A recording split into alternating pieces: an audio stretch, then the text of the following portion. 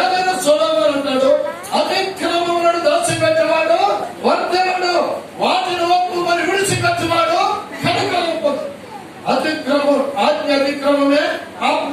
కనుక చేయకూడనిది చేసినదే పాపం. కనుక ఆజ్ఞ మేరకమే పాపం. కనుక ఆజ్ఞ అతిక్రమమే పాపం. కనుక అక్రమములను దాచిపెట్టేవాడు, అతిక్రమములను దాచిపెట్టేవాడు అర్ధనుడు.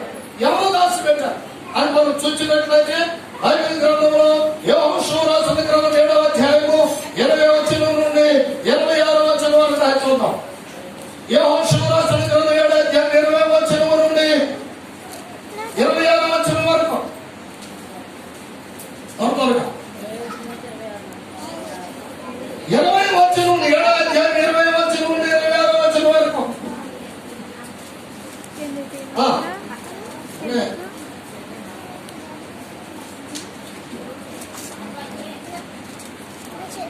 ఆకాను యెహోషువతో ఇశ్రాయేలీయుల దేవుడైన యెహోవాకు విరోధముగా నేను పాపము చేసినది నిజమే.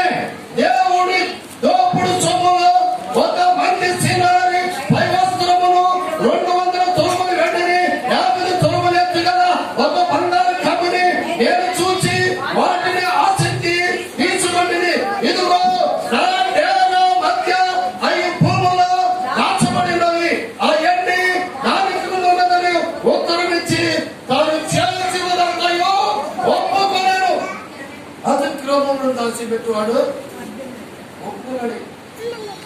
ఎప్పుడు ఒప్పుకున్నాడు? ఆకాను యెహోషువ భూమి మీద యుద్ధం చేయడానికి వెళ్ళినప్పుడు యోధా గోత్రములో జెరహు మనుమడును దర్ది మనుమడును కరీం కుమారుడైన ఆకాను పట్టబడ్డాడు. ఆయన పట్టణములో